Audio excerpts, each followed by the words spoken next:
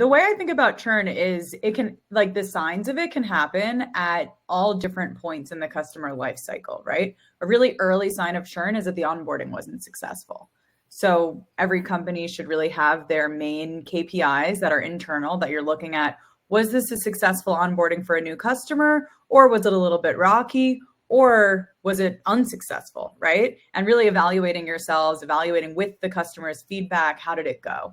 So that's what I would say is like sign number one. If it's a new customer, not necessarily a renewal, but a new customer that you could tell an onboarding was rocky, you know your internal statistics, the likelihood that this customer is going to churn is probably pretty high. And at that point, it's all right, let's get the team together to figure out how can we turn this around.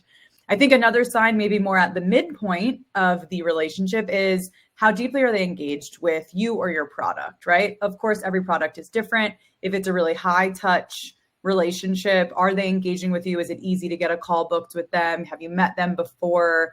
How aligned are you with their goals? Are we tracking towards their goals and the reason that they purchased the product? Or is it the opposite? Is it also that, maybe they're really highly engaged with the product, but they're not speaking to you? So those different types of adoption and engagement signals is another way that I would put it.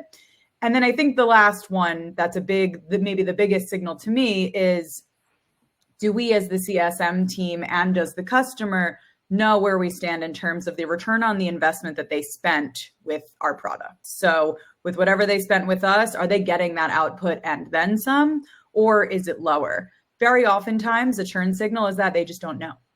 So working with the customer to back into how we can identify, yes, in fact, this was worth the X amount of dollars that you spent, or maybe not, then you can really get an understanding of how to forecast the renewal, is what I would say in terms of churn signals.